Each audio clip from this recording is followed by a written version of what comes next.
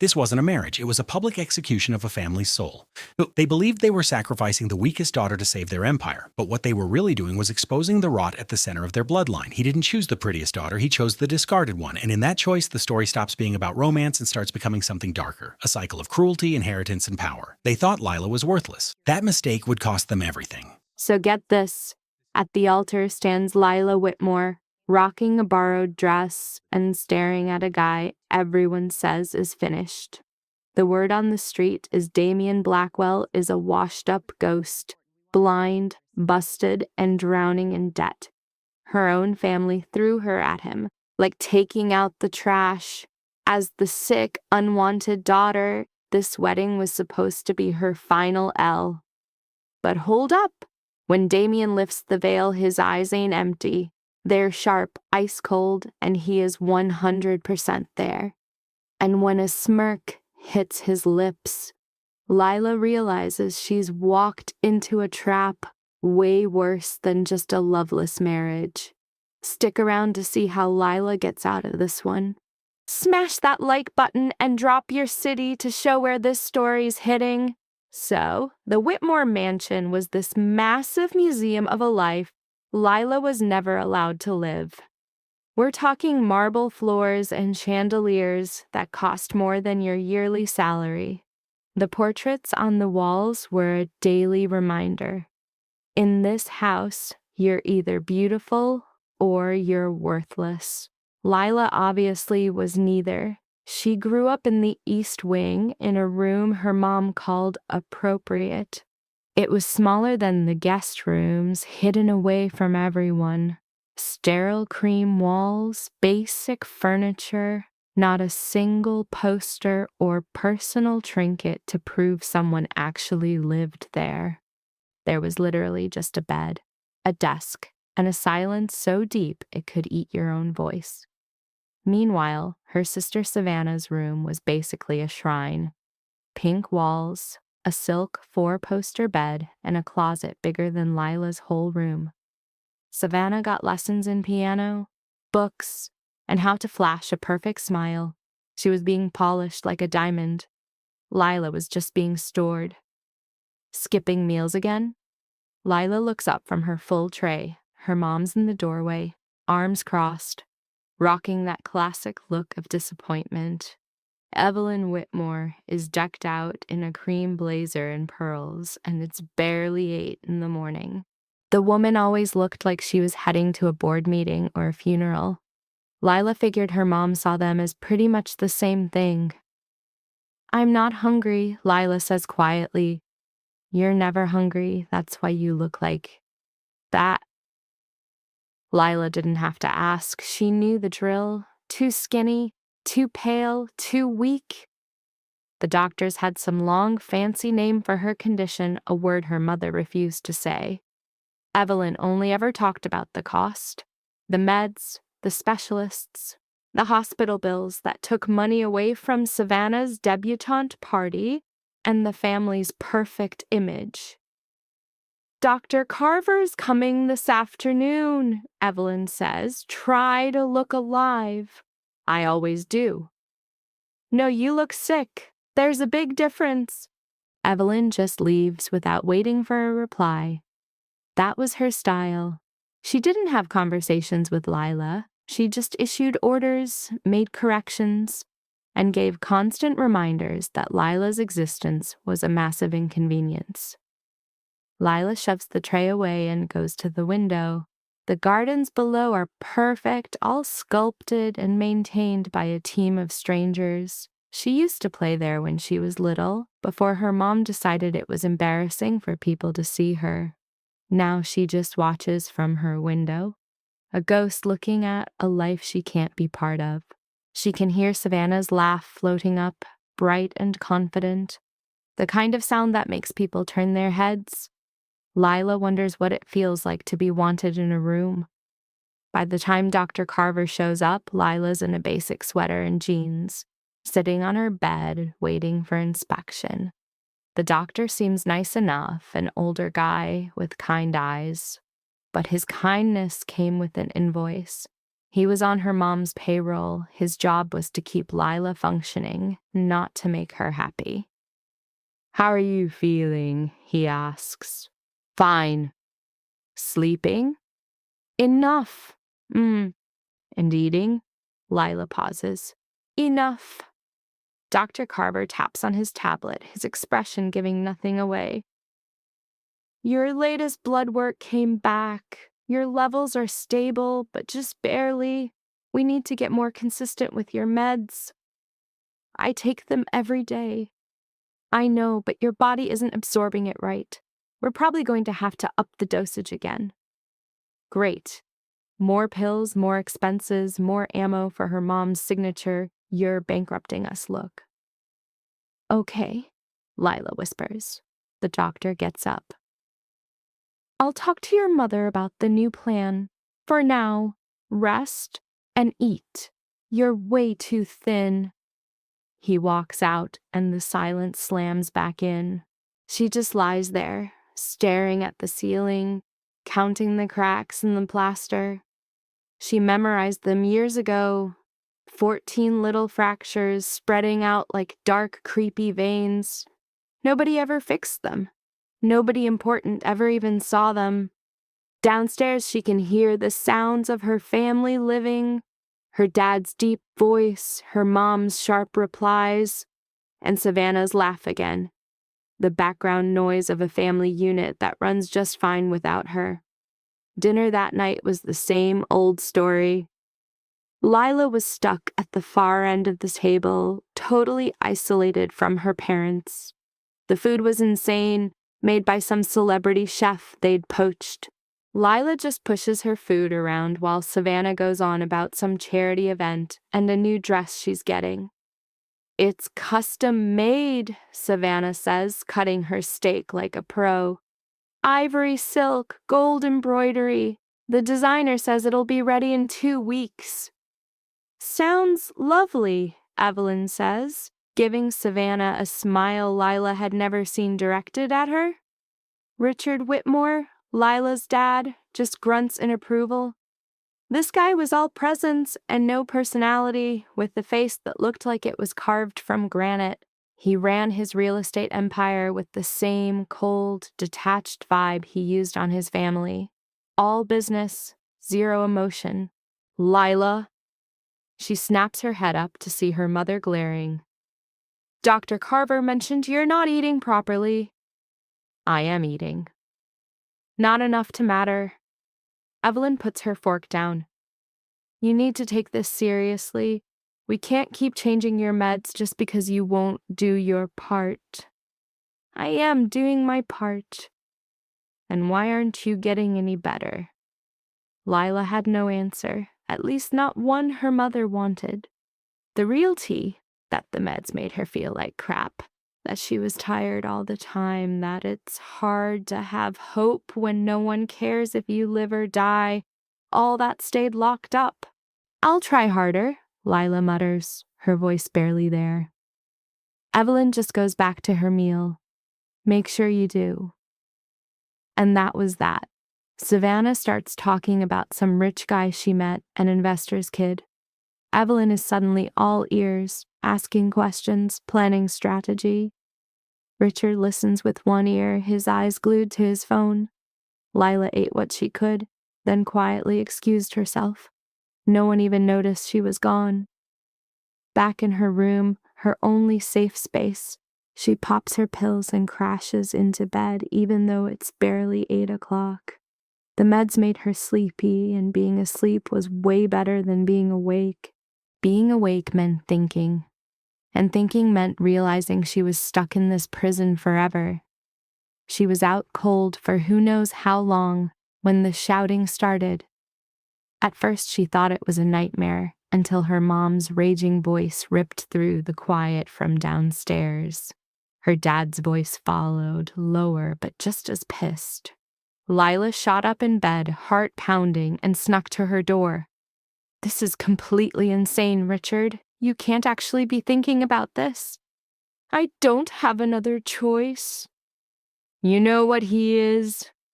"Then he can have Savannah. She's the one he wanted anyway." He didn't ask for Savannah. He asked for a daughter from the Whitmore family. And after everything that happened, we both know Savannah is too valuable to be thrown away on that man." Lila's stomach dropped. She pressed her ear to the door, barely breathing. "So, you'll just toss him the sick one?" Evelyn's voice was pure ice, dripping with resentment. "The one who's already costing us a fortune." "I'm making a smart business move. Blackwell is finished. Everyone knows it. He's blind, broke, and about to lose everything.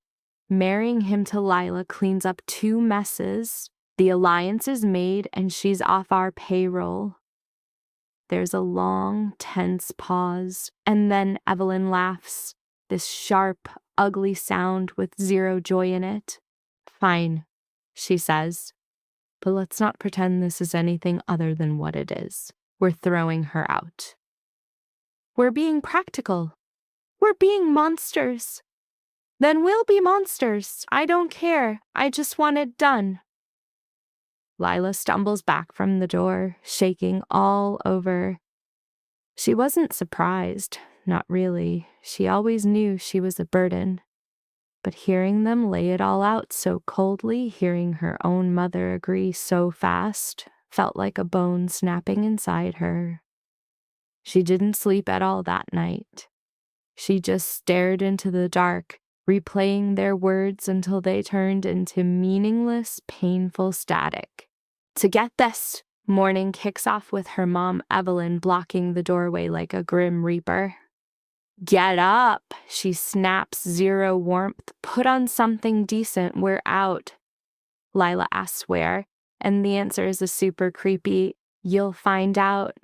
So Lila, being a total doormat, just gets dressed and heads down to whatever fresh hell awaits. A black car, looking like a high-gloss coffin, is parked outside. The ride is dead silent, pure awkwardness, as they cruise through a city Lila doesn't know, right up to some evil-looking corporate tower. "What is this joint?" Lila asks. Mom drops the bomb. "You're about to meet your future husband." Lila's heart pretty much stops. "What?" But Evelyn's already ditched her, marching inside, leaving Lila to trail after her. They take an elevator straight to the top floor, the doors opening to a hallway that just screams old money and bad secrets. Mom knocks once on these massive doors and walks in like she owns the place. The office is insane, with a god-tier view of the city. And there, standing against the window, is the final boss in a black suit. He turns and bam, plot twist, the old broken dude from the rumors. Total fake news. This guy, Damian Blackwell, is built different, with a hardcore face and eyes that laser focus right on her. "Mrs. Whitmore," he says, his voice low but commanding the entire room. "And I'm guessing this is Lila." Evelyn tries to play nice, all, "Mr. Blackwell, thanks for seeing us," but he shuts that down fast. "I didn't agree to anything. You begged. I allowed it." Ouch! That one had to sting. Evelyn's fake smile cracks. "Of course," she pushes on. As we discussed, Lila is suitable for the arrangement. Damian's intense gaze snaps back to Lila. "Suitable? That's a weird word choice." Lila feels like she can't breathe. She's not a person anymore. She's just an asset her mom is trading to pay off a debt. Damian comes around the desk, closing in on her slow and steady. Up close, he's even more intimidating. Not because he looks violent, but because his eyes see everything. "You got any idea why you're here?" he asks. Lila manages to answer.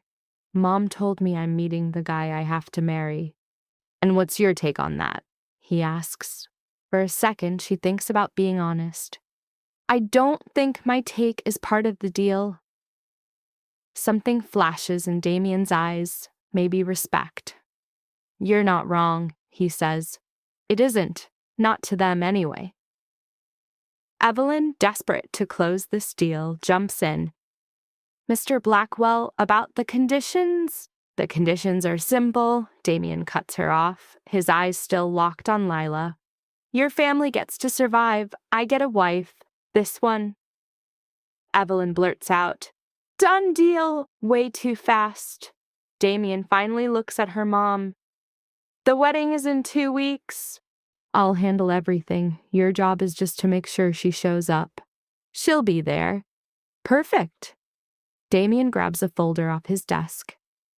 Our deal is done. Evelyn nods, already heading for the door. Lila, let's go. But Lila's brain just short-circuited. The broken man she heard about was secretly the puppet master. Lila! Her mom barks, snapping her out of it. She follows her mom out, totally stunned.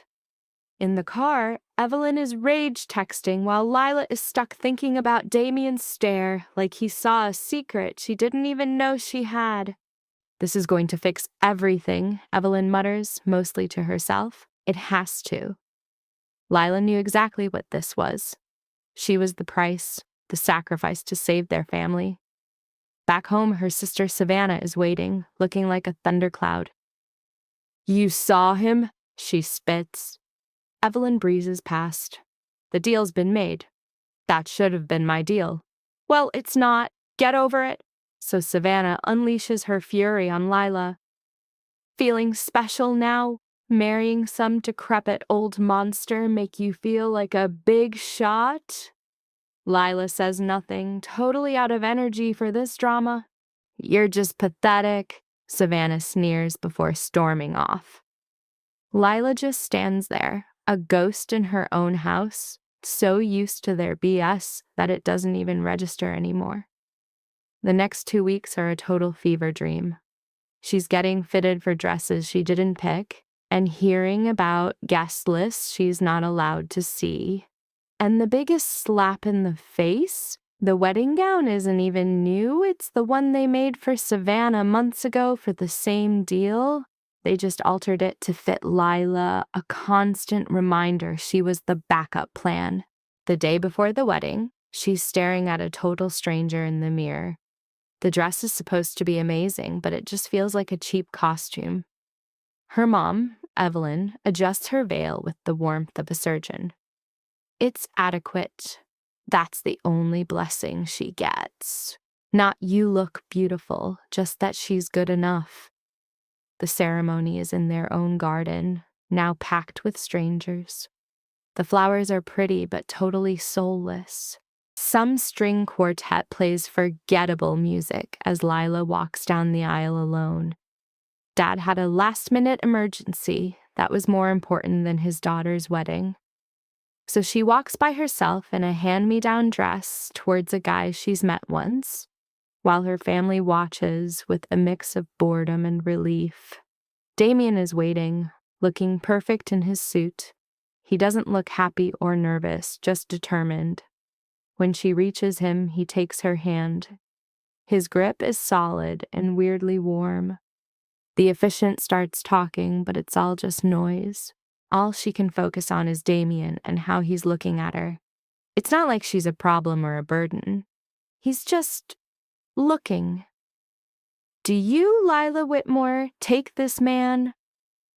The question hangs in the air. For one insane second, she thinks about saying no, about blowing up the whole deal. But then what? I do, she whispers. And do you, Damien Blackwell, take this woman? He doesn't even hesitate. I do. I now pronounce you husband and wife. You may kiss the bride. He leans in, and Lila braces herself, squeezing her eyes shut. But the kiss is nothing, just a quick, formal press of his lips that's over before it starts. The reception is a whole new level of torture. Lila sits next to Damien while a parade of people congratulate him and give her those careful smiles you give to something fragile. Her family keeps its distance. Savannah is a complete no-show. Evelyn sticks around for 1 hour on the dot, then dips with a lame excuse. By the time it's over, Lila is exhausted. Damien stands and offers his hand again. It's time. Where are we going? Home. She follows him to a sedan. He holds the door for her, then gets in, and they pull away. Lila watches her childhood home get swallowed by the darkness. The drive feels like it takes forever, winding through super rich neighborhoods until they reach a set of massive automatic gates. They drive up a hill to a sprawling modern mansion that looks more like a fortress than a house. Yeah, house doesn't even begin to cover it. It's a huge, sharp-angled beast of glass and steel, a place that's either a dream home or a 5-star prison. The car stops and Damien gets out to open her door. As Lila steps out, staring at this insane building, she feels like an ant. "This is your place," she mutters. "This is our place," he corrects her. He leads her through a foyer bigger than her old bedroom, down a hall filled with expensive art, and into a living room with a view that owned the entire city. The view is absolutely unreal, a carpet of light stretching out forever. "Sit," Damien says, pointing to a couch. She does. He stays standing, just watching her. "I'm sure you're wondering what's next," he says. "I don't really have any expectations." "Good. That makes this easier." He walks to the window, becoming a silhouette against the city. "Your family thinks I'm ruined, bankrupt, desperate, and blind. That's exactly what I paid for them to believe." Lila is completely confused. "What are you talking about?" Damien turns to look her right in the eye. "I started those rumors myself. I needed to see what they would do when they thought I was at my weakest. And bam, they showed their true colors, ditching you in a hot second." Lila's chest went tight. "I don't get it. I'm not an idiot, Lila, and I'm definitely not broke." He stalked back to her, his vibe pure predator. "This was the plan all along, for both of us." "So why me?" "Because they threw you away." The words hit her like a truck. "Not mean, just brutally honest." "I don't need you to be perfect," Damien continued. "I just need you to get one thing straight. You're not their baggage anymore. You're mine, and I always protect my assets." Lila could only gape at him, her brain completely fried. This was absolutely insane. None of it made sense. "I have no idea what you want from me," she whispered. "Nothing," Damien said flatly. "For now, just chill. Get used to the place. We'll deal with the future later." Then he bounced, leaving her stranded in a living room so huge it had its own zip code. Lila just sat there for ages, processing how she'd just swapped one fancy prison for another. But then she looked at the city lights. This prison, at least, had a view, and maybe that was a start. She woke up the next day in a strange bed, in a room so massive she felt like she'd respawned in someone else's life. The sheets were insanely soft, a total upgrade from the sandpaper she was used to. Sunlight was blasting through giant windows, and for a second, she had no clue where she was. Then the memories hit. The ceremony. Damien. The house that looked like a movie set. She got up slow, every muscle screaming from stress. The room was all sleek and modern, but felt totally sterile, like a high-end hotel that no one actually lives in. A massive closet took up one wall slightly open, revealing a ton of clothes hanging inside. Her old clothes, she realized. Or at least the stuff from the old house. A knock at the door made her jump. "Come in," she croaked. In walked a middle-aged woman with her hair in a tight bun, moving like a pro. "Morning, Mrs. Blackwell," she said. "I'm Helen, the house manager. Mr. Blackwell wanted me to check on you." Mrs. Blackwell. The name felt like a costume for a different person. I'm fine, Lila said on autopilot. Helen's poker face was solid. Breakfast is ready downstairs whenever you are. Mr. Blackwell is in his office but can be called. It's okay. I'm good on my own. All right then. Helen glided over to the closet, opening it all the way. I've put your things away. If you need anything else, just let me know. Lila just nodded, since she'd never needed anything in her life. Her closet had always been basic, designed to make her invisible, but now she saw brand new designer gear next to her stuff. Dresses she'd never seen, boxed shoes, a cashmere sweater that looked crazy expensive. I didn't bring all this, Lila said. Mr. Blackwell had some things sent over, Helen explained. He thought you'd want choices. Choices? Lila almost choked. She'd lived her whole life with 0 options, and now this guy was pretending she had them. Helen left her alone. Lila took a shower in a bathroom bigger than her last bedroom and put on her own jeans and sweater. She wasn't touching the new clothes. They felt like a golden leash. Downstairs, the silence was deafening. She followed the smell of coffee into a kitchen that belonged on a cooking show. Steel and marble everywhere, a huge island with perfectly lined up stools. A plate of food was already there for her, looking like a piece of art. Lila sat down and poked at the eggs.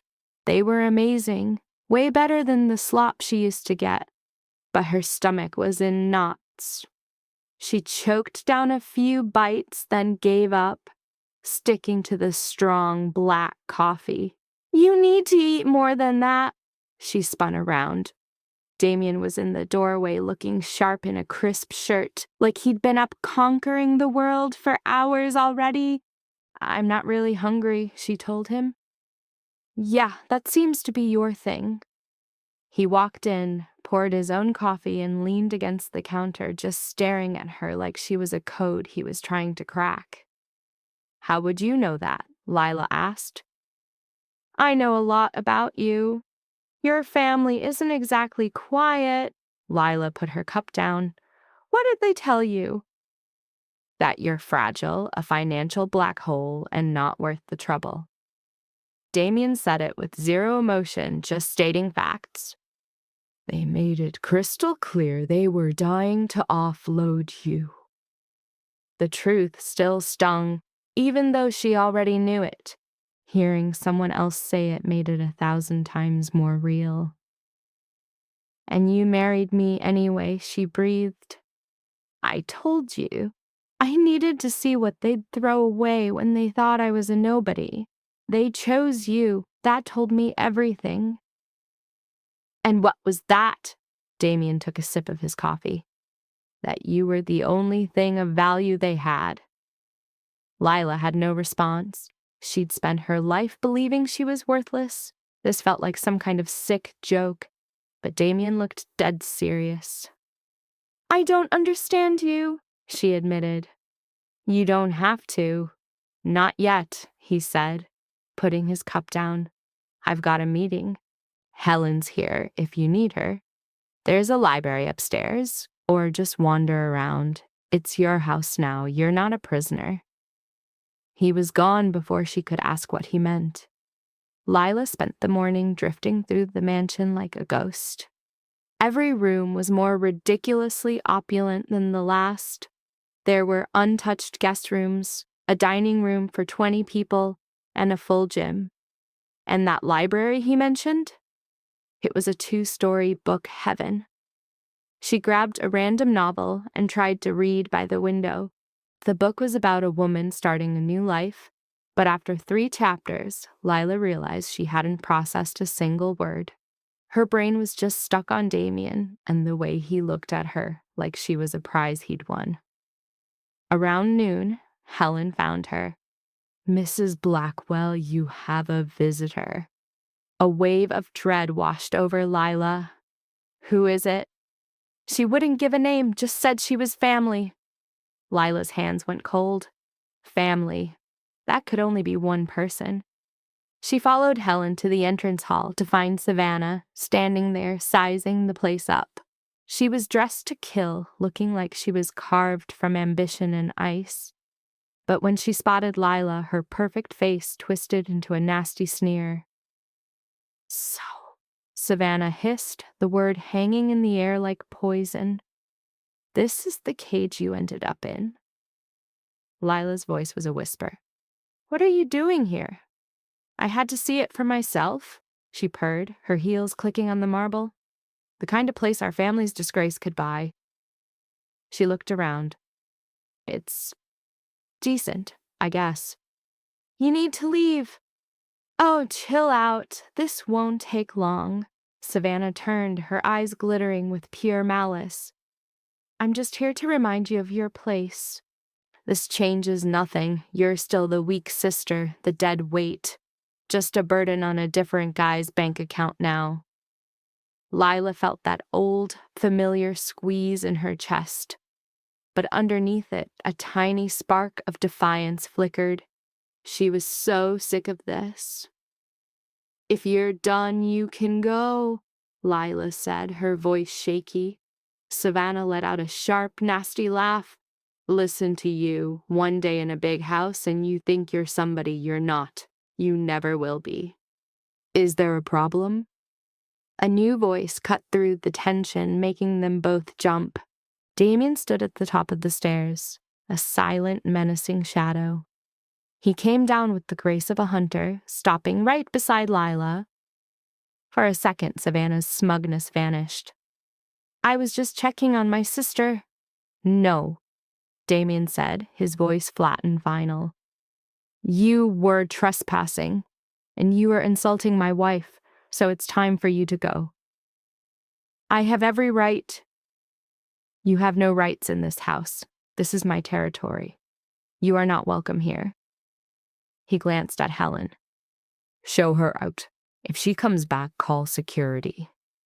Helen moved in perfect silent obedience. Savannah's jaw dropped, but she swallowed her comeback and reconsidered. After shooting one final venomous look at Lila, she spun around and left. Helen followed her out, and the click of the door was like a gunshot in the dead silent room. "I'm so sorry," Lila breathed out. "I never thought she'd show up." "Don't you ever apologize for her?" Damien's voice was sharp, not aimed at her, but still deadly. "She doesn't get to waltzing in here and pull that on you, not again. That's just how she's always treated me." "Well, tonight, that officially ends." Lila glanced up at him, shocked by the sheer power in his voice. It was more than just fury. It was a raw, territorial claim. It was like Savannah had just spit on something that was his and his alone, a line he refused to let anyone cross. "Why do you even care?" Lila asked, her voice shaking.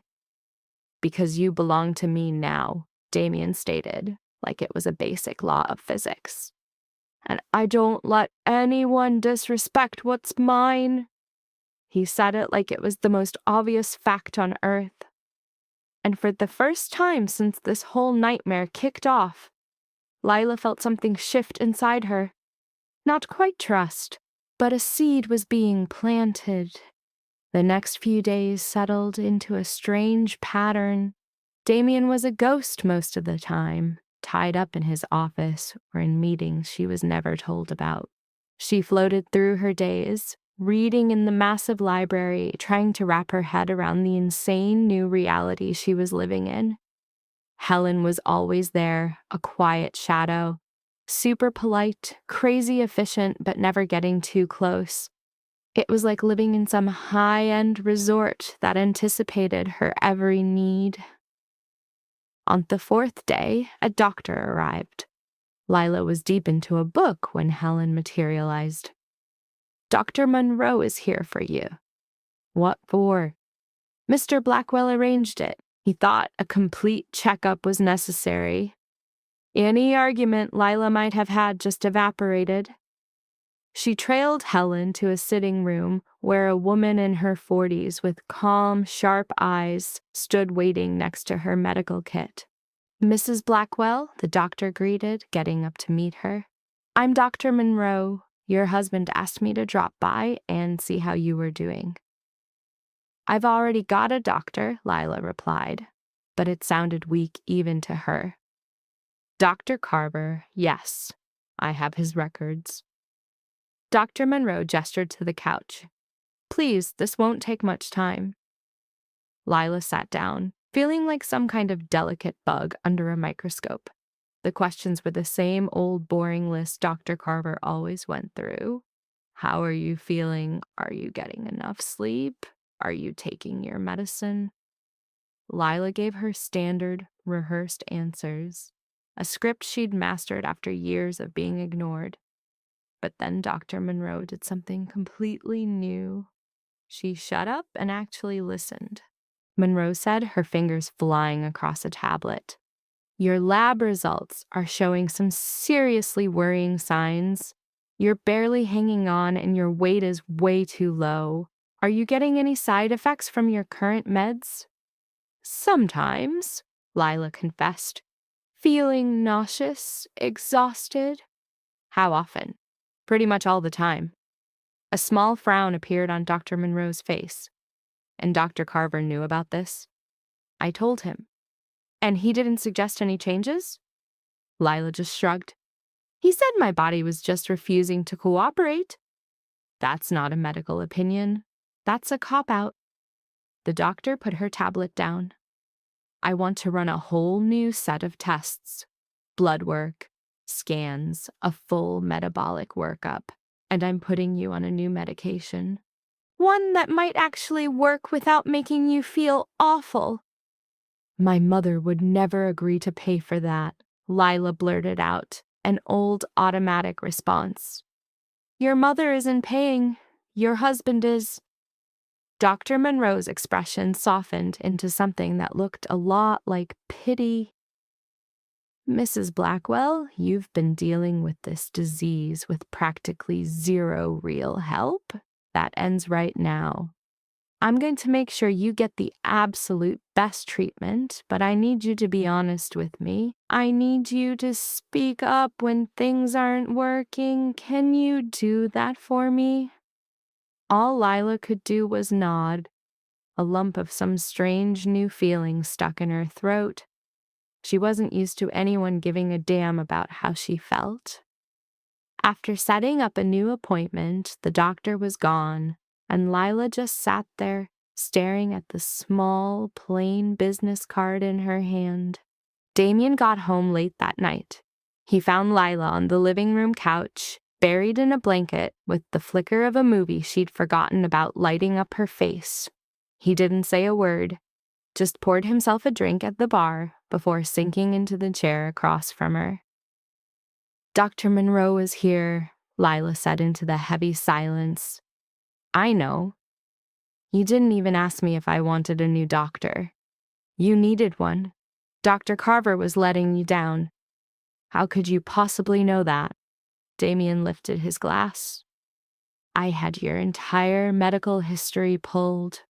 For 3 years, he kept you on the same useless drugs. No changes, no new ideas. He wasn't trying to heal you. He was just managing your slow decay. There's a huge difference." Lila tightened her grip on the blanket like it was a shield. "My mother thought he was fine. Your mother thought he was cheap and wouldn't ask too many questions."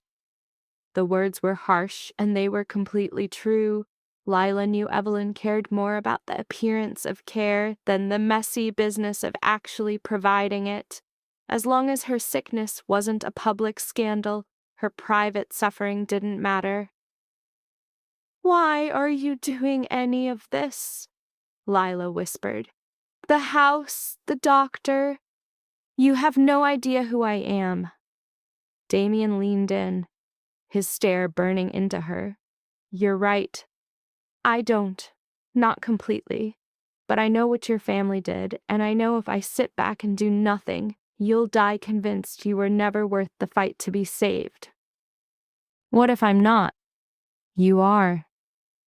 He said it with such unshakable conviction it almost shattered all her walls. Almost. And I'm going to prove it to you, whether you like it or not. She had no comeback for that, so she just burrowed deeper into the blanket and pretended to watch the movie. 2 weeks into their bizarre arrangement, the new treatment started. Dr. Monroe's plan was radical, but the results were instant. The constant waves of sickness finally started to back off. The exhaustion that went bone deep began to fade just a little. By any normal standard, she was still sick, but she no longer felt like she was drowning every single second. She actually started to eat again, just small portions, but it was enough to make the worried look in Helen's eyes go away. Sleep started coming more easily, even if it brought horrific nightmares with it. Flashes of her old room, her fists pounding at the locked door, the sound of her family's footsteps echoing as they walked right past, ignoring her screams. One morning, she woke up at dawn and found Damien in the kitchen, already dressed for the day, a cup of coffee in his hand. He looked up when she walked in. "You're up early," he noted. "Bad dream," Lila admitted, getting her own coffee and sitting with him at the island, watching him over the expanse of marble. His sleeves were pushed up, showing off the complex design of a dark tattoo she hadn't noticed before. "Can I ask you a serious question?" she asked, testing the waters. "You can." "Why me? What's the real reason you married me? And I know it's not just because my family tossed me aside. There's something else going on." Damien set his phone down, his eyes sizing her up. "You want the whole ugly truth?" "Yes." "Your family owed me a lot. When they heard some fake rumors that my business was tanking, they tried to get off easy. They offered a marriage, figuring I'd take Savannah and call it even. But I had zero interest in Savannah. I gave them a choice to see which of their daughters they considered worthless. They gave me your name, Layla, without a moment's hesitation. So, the whole thing was a test. It was a test of their character, not yours." Damien leaned back in his chair. "The way a person treats something they think is useless, that shows you who they really are. Your family failed that test in the most epic way possible." "And what did you find out?" "That you deserved so much better, and that I was the only person around who was going to give it to you." Layla just stared at him. "You don't know me well enough to decide what I deserve." "Maybe, but I know you deserved better than them." It wasn't a declaration of love, and it wasn't just him being nice. It was a cold, brutal fact, and for some strange reason that made it way easier to swallow. "So what happens now?" Layla asked. "Now you get better, you figure out who you are when you're not living under their thumb, and you let me handle the rest." "Handle what?" For just a split second, Damien's expression went rock hard. "Your family thinks they can just throw you away and walk off clean. They're dead wrong, but that's not your fight to worry about." A vibe in his voice made something in Layla's chest clench. It wasn't exactly fear, but it was a sudden, sharp realization that the guy in front of her was more than just a protector. He was dangerous, and his plans were anything but kind. "I don't want them to get hurt because of me," she whispered. "This has nothing to do with you. This is for what they did." Damien stood up, grabbing his phone. "There's a big difference." He left her alone in the quiet kitchen, and Layla sat there for a long time, trying to figure out his words. trying to decide if she should feel guilty or relieved or something totally different. In the end, she just felt drained. Later that afternoon, Helen found her in the library again. "Mrs. Blackwell, you have a visitor." Layla's stomach dropped. "If it's my sister again." "It's not. It's your mother." That, somehow, was 1,000,000 times worse. Layla followed Helen to the entrance hall where Evelyn Whitmore was waiting, looking as flawless and stiff as a marble statue. She was dressed in a designer cream suit and pearls. Her hair was a perfect helmet, and her face was a total blank. "Layla," Evelyn chirped, using a tone for brunch, not a showdown in the mansion of the guy she pawned her daughter off to. "You look good." "What do you want?" Layla shot back. No time for games. Evelyn's smile twitched. "Just checking in, making sure you're settled." "I'm fine." "Great, that's great." Her eyes scanned the foyer, drinking in the pricey art, the gleaming marble, a chandelier worth more than a minivan. "This is some house. Mr. Blackwell is a real go-getter." "I thought you said he was broke." For a split second, Evelyn's perfect mask slipped. "I might have gotten some bad intel." "You lied." "I worked with what I was told," Evelyn snapped back. "Don't you dare take that tone with me, Layla. I'm still your mother. You lost that right when you sold me to cover a debt." The words were out before Layla could stop them, and Evelyn just stared, shocked. Then her face hardened into granite. "You have no idea. Everything I did was for our family, and that includes you." "You did it to get rid of me." "I did it to give you a life we couldn't. You should be thanking me." Layla barked out a laugh, a raw, broken sound. "Thankful? You tossed me out like garbage. You never cared what I wanted." "You didn't get a choice. And obviously neither did you, or you wouldn't still be here." Evelyn's jaw was tight. "I'm here to make sure you understand your role. You're a Blackwell now. That name has responsibilities, so you better not forget where you came from." "Oh, I know exactly where I came from," Layla said, and I'm never, ever going back." For a hot second, Evelyn looked like she might slap her, but she just took a breath, fixed her jacket, and plastered on a fake polite smile. "We'll see about that," she whispered. "Enjoy your new life, Layla. I really hope it's everything you think it is." Then she spun around and left, leaving Layla shaking at the massive entryway. Damien found her there an hour later, frozen, staring at the door her mother just walked out of. "She was here?" he asked. Layla could only nod. "What did she want?" "To remind me that I'm still her property." Damien's expression went arctic. "You are not."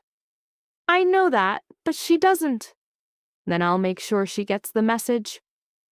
He grabbed Layla's hand, his grip solid and grounding. "Come on, you've been standing here too long." He led her upstairs to a room she hadn't seen. It was cozier, with a desk by a window and shelves lining the walls.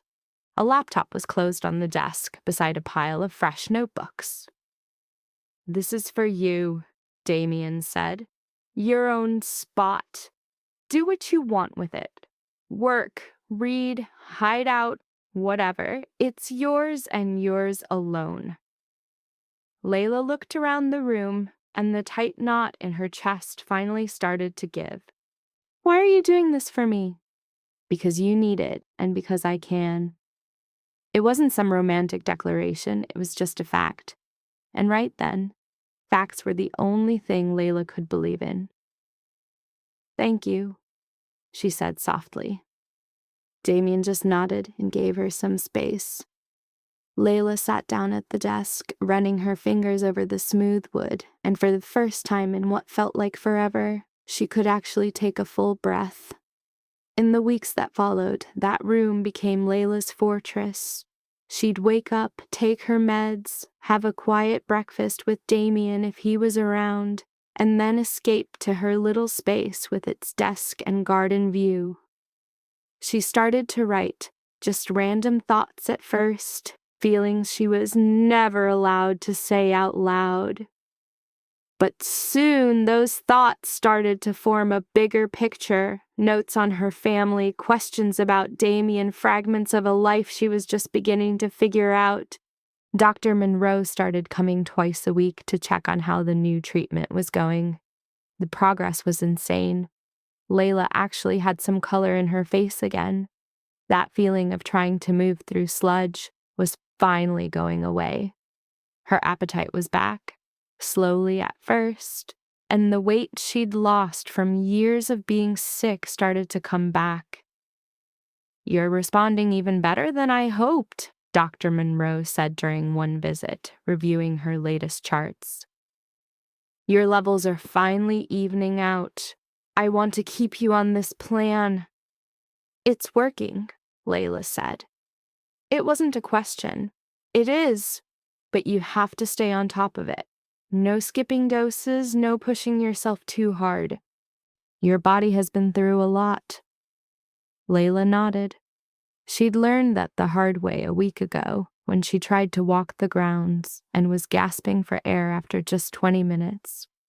Damien had found her on a bench, breathing hard, and didn't say a thing. He just picked her up, carried her back to the house, and put her on the couch with a look that screamed, "Don't ever do that again!" She didn't, but the progress was real, and it was a total game changer. Layla was starting to feel less like a ghost and more like a real person. She began to notice stuff she'd been too exhausted to see before. The tune Helen would hum while she worked, the sharp, almost lethal tone of Damien's voice during calls in his office.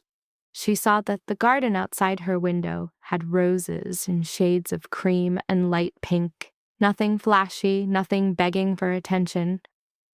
One morning, Damien walked into the kitchen as Layla was finishing breakfast and put a small box on the counter in front of her. "What's this?" she asked. "Open it." She did.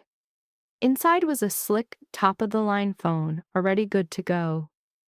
"You didn't have one," Damien said simply. "Now you do." Layla just stared at it. "My mother took my last one when I turned 18, said I didn't need it." "Well, you need one now. My number's in there, so are Dr. Monroe's, Helen's, and a private car service if you need to go somewhere." "Go where?" Damien leaned against the counter, his eyes locked on hers. "Anywhere you want. You're not a prisoner here, Layla. You can leave the house. You just have to let someone know your destination." "Why?" "Because you're my wife, and some people would be very interested in that fact." It was the first time he'd ever admitted that their arrangement could come with its own brand of danger. Layla glanced down at the phone, feeling how strange it was in her hand. "What kind of people?" she asked. "The kind you'll never have to deal with as long as you're smart." It wasn't the whole story, but Layla knew it was all she was getting. She was learning that Damien only told you what he thought you needed to know, and arguing was a waste of time. That afternoon, she used the new phone to text Dr. Monroe about her treatment. He replied in minutes, his answer clear and reassuring. Later, she messaged Helen to ask for tea. Helen showed up 5 minutes later with a tray holding 3 different kinds. It was such a small thing, but it felt huge, like she finally had a tether to a world she'd been locked out of. The first crack in this new, fragile peace came on a Tuesday. Layla was reading in her room when she heard angry voices downstairs. She set her book aside and tiptoed to the landing to eavesdrop. "I don't want your excuses. You had one job and you blew it." Damien's voice was pure ice, controlled, but something underneath it made the hair on Layla's arms stand on end. "And I do not tolerate failure." "It won't happen again," The other guy's voice was shaky, terrified. "You're right. It won't, because you're done."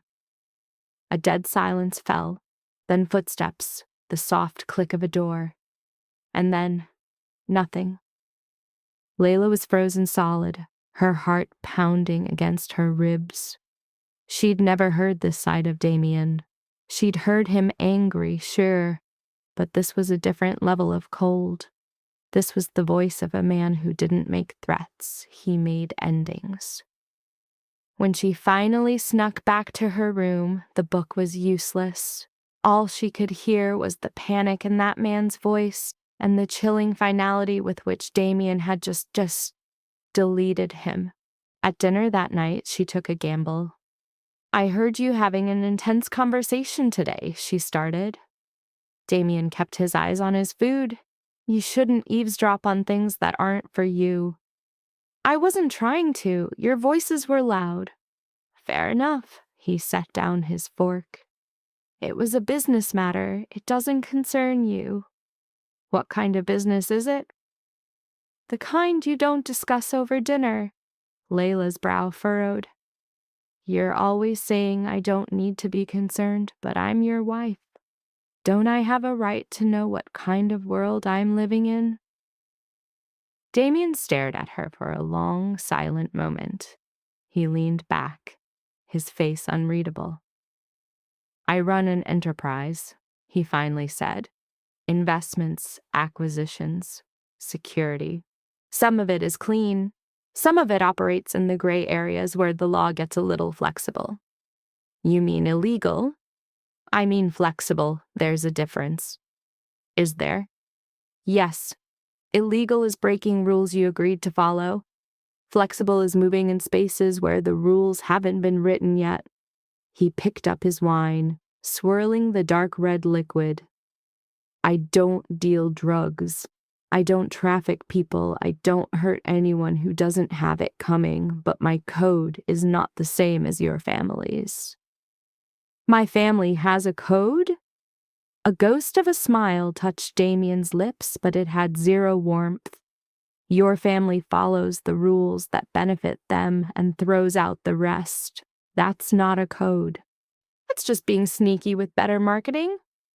Lila had zero comeback for that. She knew all about her family's two-faced games. "So where does that leave you?" she shot back. "I'm real about what I am, more than most people can say." That confession should have sent her running. A month ago, it would have. But in this mansion, bankrolled by cash she couldn't even imagine, she felt nothing. Damien had never told her a single lie. In a world full of fakes, his savage honesty was solid ground. "Okay," she breathed. Damien's eyebrow shot up. "Okay. I won't ask questions, but if something goes down that I need to know about, you'll tell me, right?" "If it involves you, absolutely." "Good. That's enough for me." He sized her up like he'd just discovered a new side to her. He went back to eating, and the topic was officially dead. The next bombshell dropped a week later, hiding inside Lila's own medicine. She woke up feeling totally off. Not sick, just fundamentally wrong. Her stomach was doing flips, her head felt like a ton of bricks, and her hands had a slight shake. She popped her meds like usual, blaming it on a bad night's sleep, and tried to push through. By lunchtime, that weird feeling had blown up into full-blown sickness. A brutal wave of nausea had her running for the bathroom, where she hurled up the little she'd eaten. Helen was the one who found her there, pale and shivering on the cold tiles, and immediately hit the panic button for Dr. Monroe. The doctor was on the scene in under an hour, her expression dead serious. She ran her usual tests, her questions a total blur in Lila's foggy brain. Finally, Dr. Monroe held up the pill bottle Lila took that morning. "Where did this come from?" she snapped. "The bathroom! It's always there!" Dr. Monroe popped the cap, spilling the pills into her hand. Her face hardened like concrete. These are not your pills. Lila just stared. What? This is the wrong prescription. Your bottle, your label, but someone swapped out what's inside. The doctor's voice was calm, but it had a core of steel that shot ice right through Lila's system. Someone switched your prescription. They've been poisoning you. The room started spinning. Lila gripped the couch, her brain scrambling to process those words. That's not possible, she gasped. Nobody goes in my room. Somebody did. Dr. Monroe set the bottle down and grabbed her phone. I need to call your husband. Damien was back in under 20 minutes, moving with a speed Lila had never seen before. He stormed into the living room, his gaze locked on her, and the look that flashed across his face sent a brand new kind of fear through her. Who has been in this house? He asked Helen, his voice dangerously quiet. Just the normal staff, sir, and Mrs. Whitmore's sister visited 3 days ago. Damien's jaw tightened. Savannah was here. She mentioned she was leaving a gift for Mrs. Blackwell. I didn't think it was a problem. Where is the gift? Helen's voice wavered. In Mrs. Blackwell's bathroom, a scented candle, sir. Damien was already a blur of motion. Lila tried to get up, but Dr. Monroe held her down with a firm hand on her shoulder. Stay put. Let him handle this. A second later, Damien was back, holding the pill bottle in one hand and a small chic bag in the other. He dumped the bag's contents on the table, outrolled a candle next to a card with "Thinking of You" written in Savannah's sickeningly sweet handwriting. She switched the medication, Damien announced, his voice totally flat. She showed up, used a gift as a cover story, and swapped your pills. Lila felt like she'd been punched in the gut. Why would she do that? Because she wants you gone. And if sending you home doesn't work, she'll just try something else. Dr. Monroe was on her feet, looking furious. This was an attempt on her life. We need to call the police. No, Damien said. Mr. Blackwell. I said no. Cops are useless in this situation. It'll be her word against ours, and the Whitmores have enough money to make this whole thing disappear. He looked at Lila, his eyes blazing with a barely contained fire she'd never witnessed. Pure, controlled rage. But that doesn't mean she's getting away with it. What are you going to do? Lila whispered. What I should have done the second she stepped on my property. He pulled out his phone and made a call. It's me. I want everything you can find on Savannah Whitmore. Her money, her texts, every single detail. Get it to me before the end of the day. He hung up and turned to the doctor. Can you give Lila something to counteract this? I can get her stable, but she'll need to be watched for the next 24 hours. If there are any issues, you will be here to deal with them. That wasn't a request, it was an order.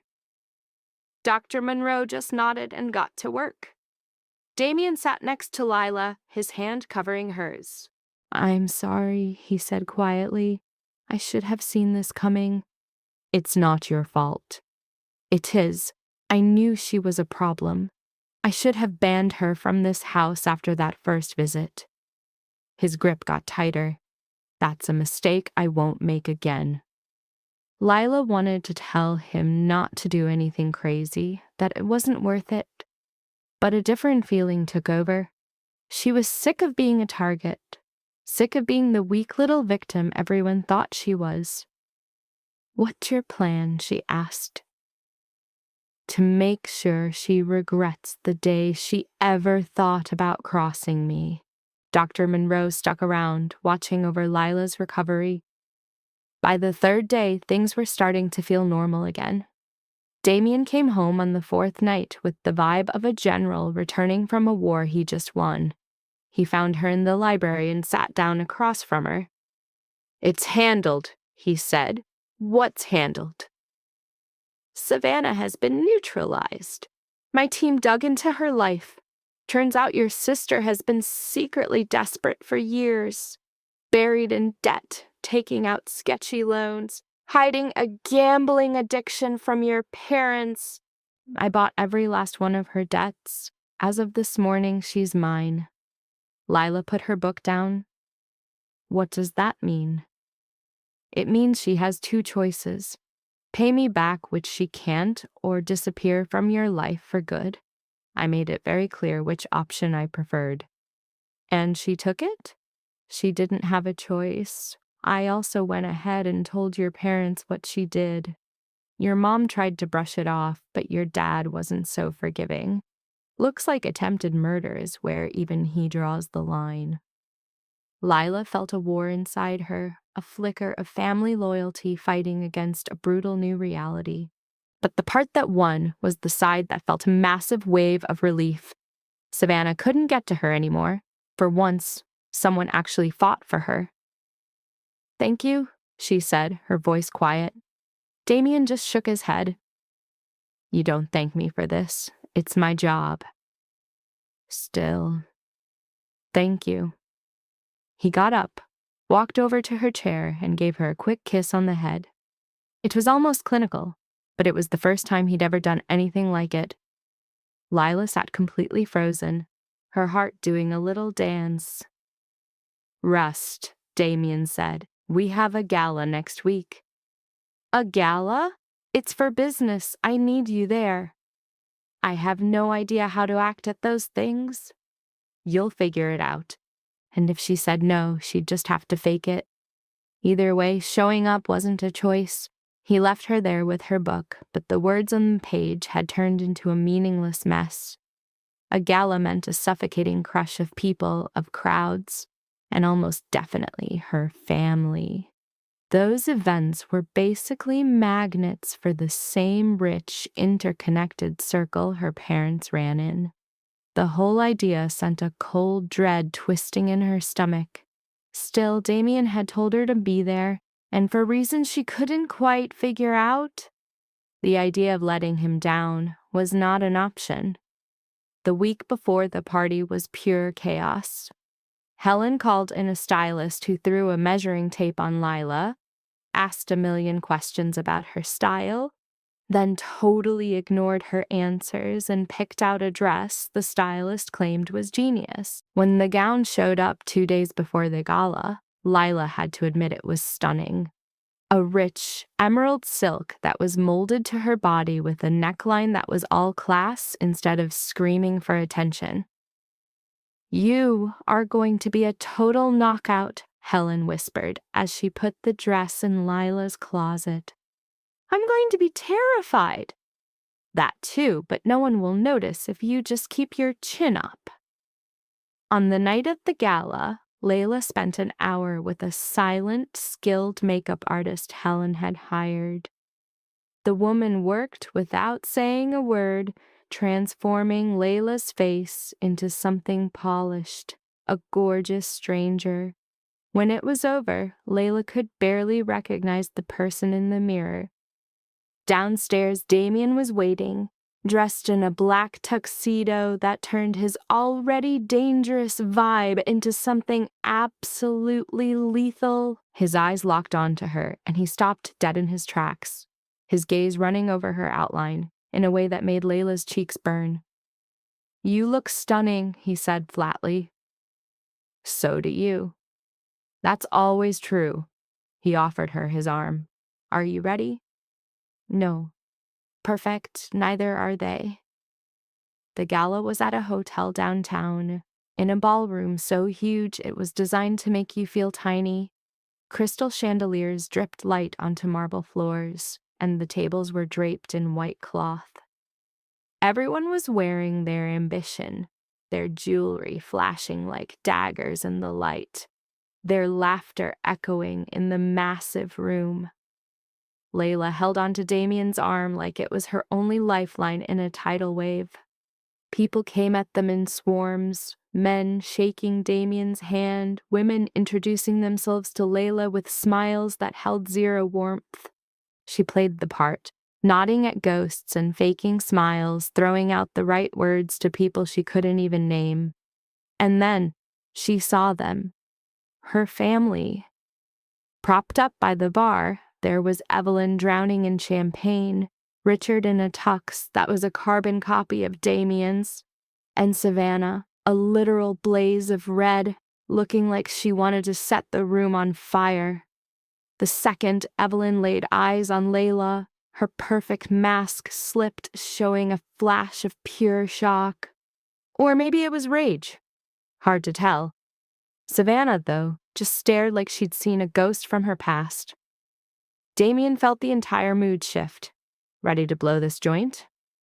No, Layla said, the word shocking even herself. I want to stay. A tiny smirk played on his lips. Good. They cut through the crowd like sharks until, just as fate demanded, they were standing right in front of his Whitmores. Evelyn got her game face back on first, her practiced smile clicking into place like body armor. Layla, you look like you're doing well. Thanks. And Mr. Blackwell, good to see you again. Mrs. Whitmore. Damien's voice was polite, but there was an arctic chill running under it. Enjoying the party? Absolutely. Still, I have to say, I'm surprised to see Layla here. I thought she wasn't strong enough for parties like this. She's fine, Damien shot back. Actually, she's better than fine. The new specialists I hired are basically miracle workers. Evelyn's smile turned into a paper-thin line. That's just wonderful. Savannah didn't say a word. She just kept staring daggers at Layla, her face a total blank, and Layla stared right back, refusing to be the one to look away. Richard coughed, a totally useless attempt to cut the insane tension. Well, look at this. A little family reunion. Is that what we're calling this? Damien's voice was as sharp as broken glass.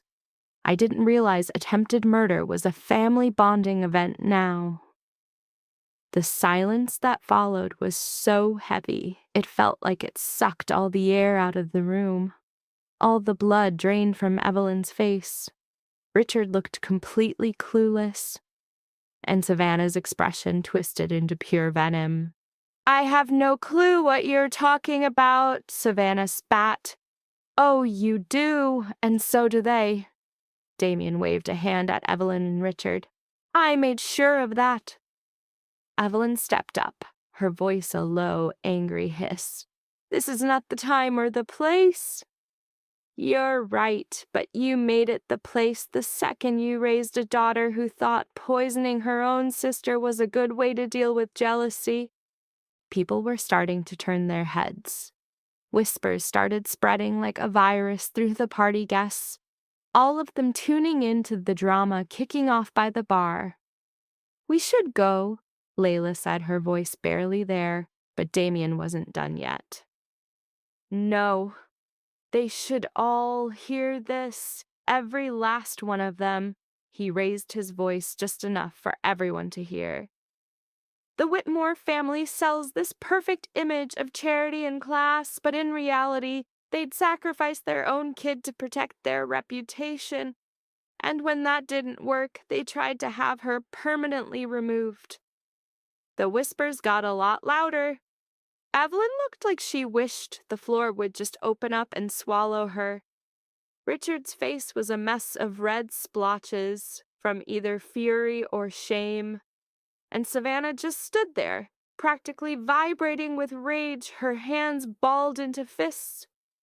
You don't have any proof, Evelyn hissed. I have all the proof I need. And if you ever even think about breathing in my wife's direction again, I will make sure every single person in this city knows what kind of monsters you really are. He turned, grabbed Layla's hand, and led her away from the carnage. She followed, her heart pounding so hard She thought her ribs might break. They didn't stop until they were outside on the hotel steps, with the cool night air hitting their skin. Layla's hands were shaking. Damien saw it and pulled her into a hug that was both a shield and a promise. "You didn't have to do that," Layla whispered. "Yes, I did. They'll never forgive you." "I'm not looking for their forgiveness.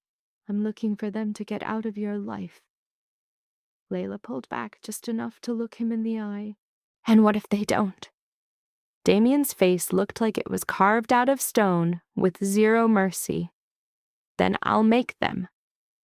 And in that second, safe in his arms, Layla knew he absolutely would. The fallout from the gala hit with the morning news. By sunrise, Layla's phone was blowing up with texts from random numbers. Apparently, she was the world's biggest topic of conversation. Helen showed up with coffee and a tablet showing 3 different gossip blogs, and the headlines made Layla's stomach twist. "Blackwell's secret bride revealed. Whitmore family explodes at charity gala. Is Damien Blackwell's marriage a revenge plot?" Layla shoved the tablet away. She couldn't read anymore. "Does he know about this?" "He's the one who sent me to show you," Helen said. "He wanted you to see it from us before you heard it from someone else." "Where is he?" "Downstairs, in the study." Layla found him right where Helen said, sitting at his massive desk with a laptop open and his phone glued to his ear. He waved her in, then ended his call with a blunt, "Handle it," before hanging up. "You've seen the firestorm," he said, and it wasn't a question. "Some of it. It's going to get worse before it gets better. Your family is already putting out press releases, trying to spin their own story. They're saying I manipulated you, that this marriage was forced, that you're not mentally fit to make your own decisions." Layla's hands balled into fists. "They're lying." "Obviously. But a lie with money behind it gets around the world before the truth even gets its shoes on." Damien snapped his laptop shut. "I can make all of this go away if you want. A couple of calls, the right amount of pressure. By morning, it'll be like it never even happened." "And if we do nothing?" "Then we let the storm hit. The world will gossip for a week, maybe 2, before some new scandal grabs their attention. But your family will use every single one of those seconds to make you look like a helpless victim and me look like the bad guy." Layla walked over to the window, staring out at the gardens. The roses were perfect, like they were completely untouched by the drama going on inside. "I don't want you to make it disappear," she said, her voice quiet but strong. Damien stood up. "Are you sure?" "Let them talk. Let the world see what they really are." She turned to face him. "You were right last night.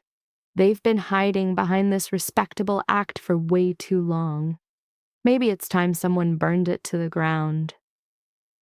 A whole new look appeared in Damien's eyes. It looked like pride, or maybe just a ton of respect. "They've always looked down on you." "I'm just mad." "There's a difference. Anger is a hell of a motivator." He wasn't wrong. For so long, Layla had just let life happen to her, taking whatever came her way. But standing there now, watching her family sacrifice her yet again to save their own skin, she knew she was done being the person they wanted her to be. Over the next week, the story got twisted. Stories started popping up, quoting anonymous sources close to the Whitmores, all pushing the same narrative. Layla was fragile, Layla was unstable, Layla was under the thumb of a dangerous, controlling man.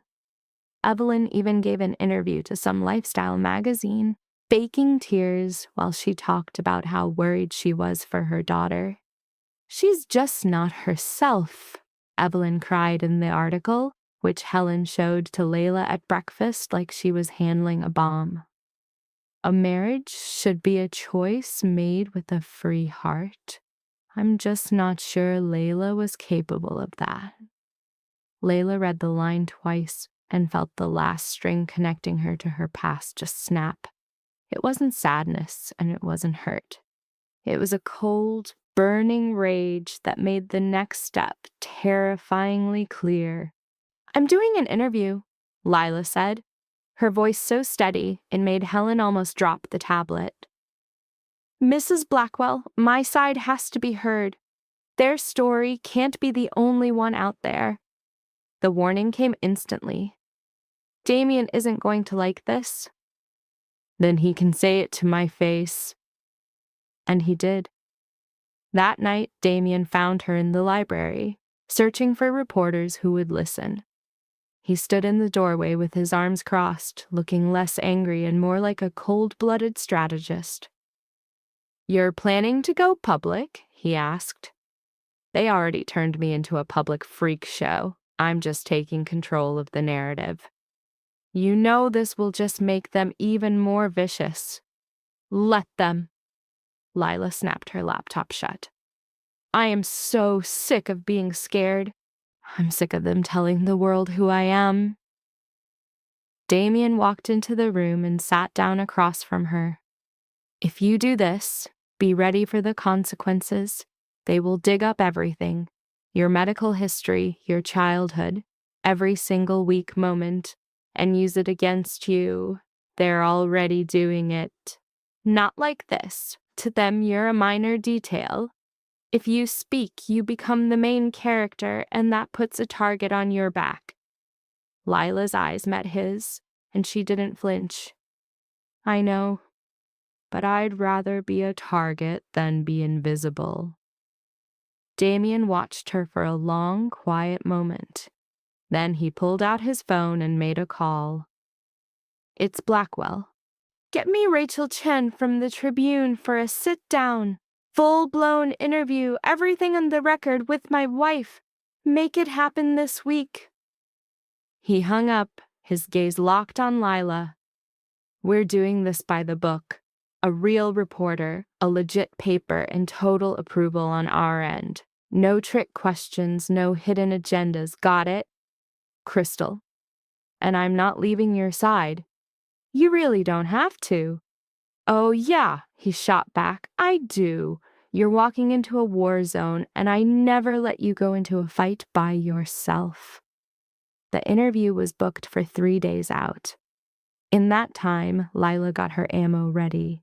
She lined up every truth her family buried and every lie they sold to protect their name. Damien helped her sharpen the story, cutting out the messy, emotional baggage to focus on cold, hard facts they couldn't twist. "Don't give them any rope to hang you with," he warned, looking over her notes. "Stay cool, stick to the script, and don't let them bait you into saying something stupid. I got this. And if it gets to be too much, we pull the plug. You don't owe anyone the whole damn story." But Lila had to tell it, or at least enough for the world to see what her family did. It wasn't for sympathy. It was about payback. Rachel Chen was exactly the kind of killer journalist Damien promised. She was a pro, sharp as a tack, known for asking tough questions but always playing fair. She rolled into the mansion with a cameraman and a recorder, setting up in the living room like she owned the place. "Thanks for agreeing to this," Rachel started, prepping her equipment. "I know this isn't easy." "No," Lila admitted, "but it's time." The question started out basic: how she met Damien, what their marriage was like, her new life. Lila played it cool, knowing every single word was about to get put under a microscope and twisted by anyone with an opinion. Then Rachel switched gears. "Your mother recently told a reporter you weren't in a sound state of mind to get married. Your response?" Lila took a deep breath. My mother has spent my entire life deciding what I can and can't do. I was too sick for a normal childhood, too fragile to have my own thoughts, and too big of a problem for her to deal with. So when she says I couldn't consent, she really means I didn't make the choice she wanted for me. And what choice was that? To disappear, to be pawned off on a man she thought was washed up and broken, so I'd fade into the background like I always did. But I said no. I'm still here. That's what's really eating at her. Rachel jotted something down. Your sister Savannah has a restraining order against your husband for alleged threats. Any comment? Damien tensed up next to her, but Lila's voice was ice. My sister came into this house and swapped my pills. She replaced my prescription with something that nearly killed me. When my husband found out, he told her to get lost and never come back. If she calls that a threat, it says a hell of a lot more about her than him. You have proof of this? Yep. Medical records, the pills she swapped, and a statement from my doctor. It's all been handed over to our lawyers. Rachel's eyebrows shot up for a split second, but she just moved on to the next bombshell. There's talk that your husband's wealth was a sham, that he's not the powerhouse everyone believed. What do you say to that? A small laugh slipped out of Lila. You're sitting in his house right now. Does this look like the home of a man who's broke? Good point. The interview dragged on for another hour. Rachel dug into Lila's health, her messed up parents, her future plans. Lila laid it all out, never sugarcoating the truth or playing the victim. When it was over, she felt completely drained, a bone-deep exhaustion that had nothing to do with being sick. Rachel packed up and shook their hands. This will run early next week. I'll send a copy over for you to check the quotes. Appreciate it, Lila said. After she left, Damien pulled Lila into a bear hug. You were a freaking rock star. I feel like I just nuked my entire life. You did, he said, but you had to. The story dropped 4 days later. The headline screamed, Lila Blackwell, uncensored, the daughter the Whitmores tried to bury. It was fair on the level and absolutely brutal. Rachel had included Lila's story about the pills, the forced marriage, and the years of being treated like nothing. She even hit up the Whitmores for a comment, and their answers just made them look guiltier. Evelyn's response was cold and dismissive. We've always done what's best for Lila. It's a shame she sees it differently, but that doesn't make it untrue. Richard clammed up. Savannah's lawyer shot back with a statement denying everything and threatening to sue. The public went nuts. Social media blew up as everyone picked a side, tearing apart every quote and screaming for blood. A few people called Lila ungrateful, but most were on her side, figuring a family shady enough to trade their daughter for a debt was capable of anything. In 1 week, the Whitmore family's perfect image started to crack. Donors bailed on their foundation. Business partners ghosted them.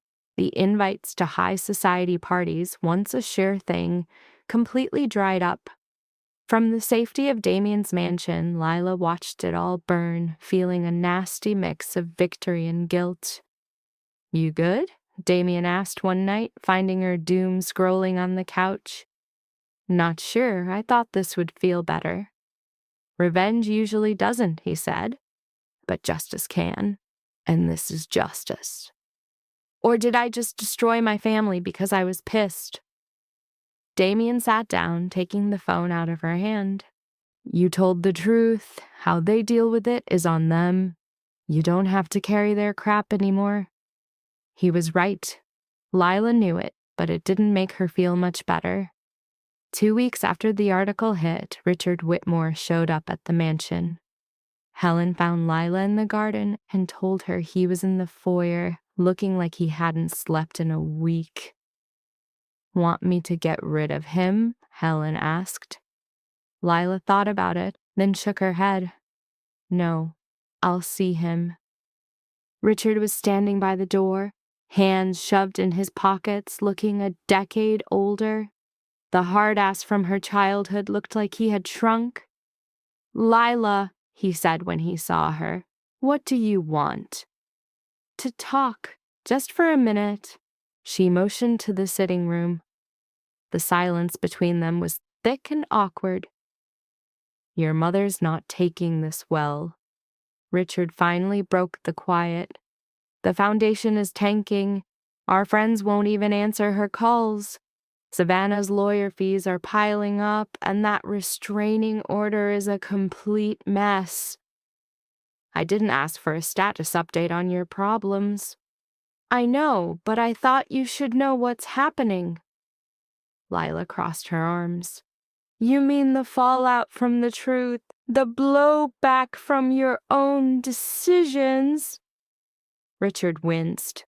We did what we thought was right. You did what was easy. Big difference. Maybe. He rubbed his face, looking totally beaten. I'm not here to ask you to forgive me. I know I don't deserve it, but I had to tell you I'm sorry for all of it. For not protecting you when I should have. For letting your mother make calls I knew were wrong. For being a terrible father. The apology hung in the air. Lila waited to feel something. Closure, maybe, but all she felt was tired. I appreciate you saying it, she said quietly, but it doesn't fix anything. I know. And I'm not coming back. Not to that house. Not to that family. I'm done with that part of my life. Richard nodded slowly, his face grim. I get it. But if you ever need anything, I won't. He got up like he was trying to find more words, but came up empty. He just nodded again and walked out. Lila just sat there as he left, a lone figure in the huge room, letting the weight of it all sink in. An hour later, Damien found her. Helen said your dad stopped by. He did, she replied. He came to say he was sorry. You believe him? I think he meant it, but it doesn't change a thing. Damien sat down next to her, pulling her close. You don't owe them forgiveness. I know, she whispered, and I don't think I can give it. Not now. Maybe never. That's your call. You're in charge of what comes next, not them. Lila melted into his hug, feeling the simple relief of being held. For the first time in what felt like forever, she could actually breathe again. But hold up. The peace treaty lasted a whole 3 days before Evelyn went on the warpath. Her first move? A nuke of a lawsuit.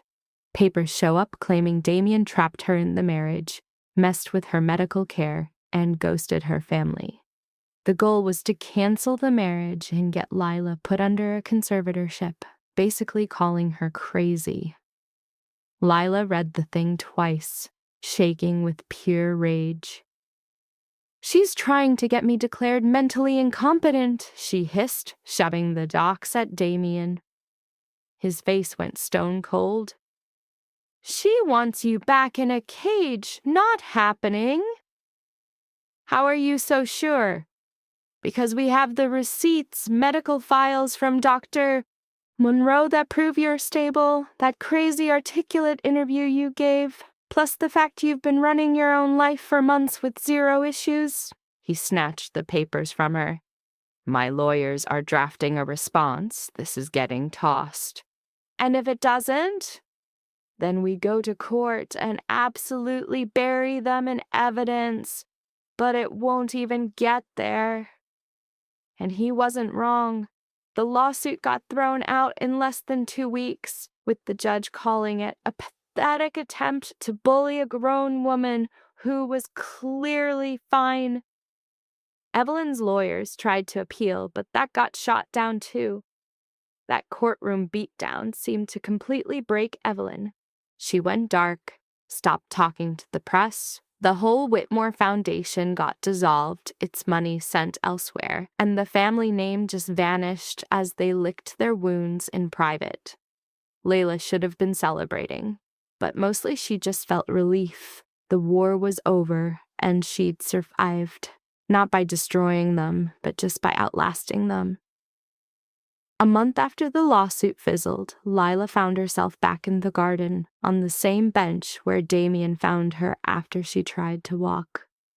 The roses were popping off and the sunset was painting the sky all pink and gold. Damien slid up next to her, their shoulders touching. "You've been quiet today," he pointed out.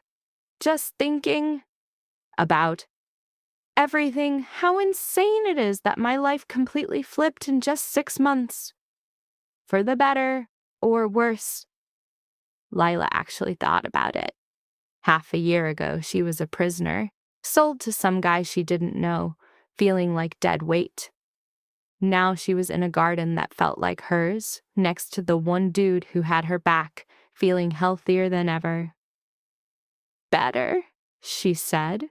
100% better. Damien cracked a smile, and it was the most real, unguarded look she'd ever seen on him. "Good." They just sat there in the quiet, watching the sky get dark. Then Damien's hand found hers, lacing their fingers together. "I need to tell you something," he started.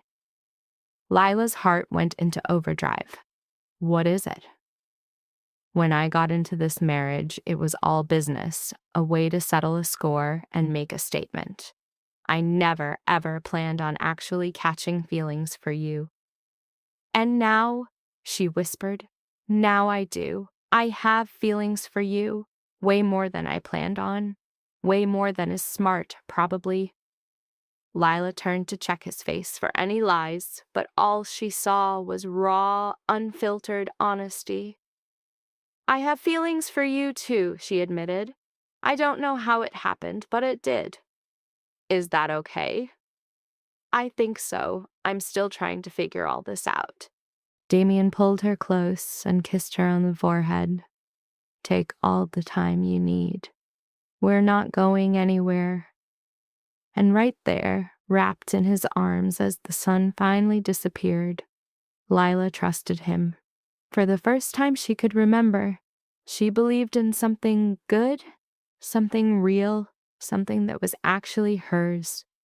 The next morning, Lila woke up feeling like a new person.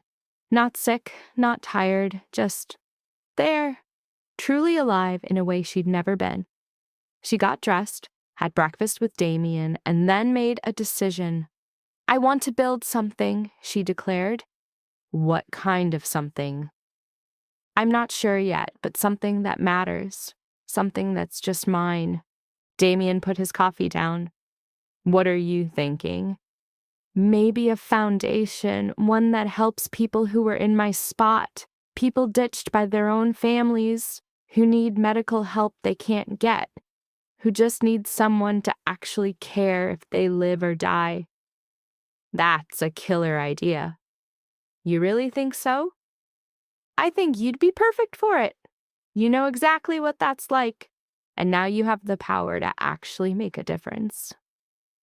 A warmth spread through Lila's chest. Maybe it was hope, maybe it was purpose. Whatever it was, she liked it. "Will you help me?" she asked. "Of course. Whatever you need." They spent the next few weeks building the foundation from the ground up. They brought in lawyers, accountants, and medical experts to make sure every single detail was locked down. Lila dove in headfirst, learning everything about running nonprofits, fundraising, and writing grant proposals. It was exhausting, complicated, and totally worth it. The Whitmore Foundation was all about looking good, a fake front with nothing behind it. Lila's foundation was going to be the exact opposite.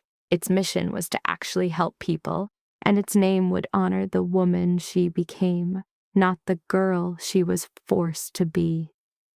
The Blackwell Medical Trust, launched 3 months later, created to give total support to patients with chronic illnesses whose families couldn't or wouldn't help.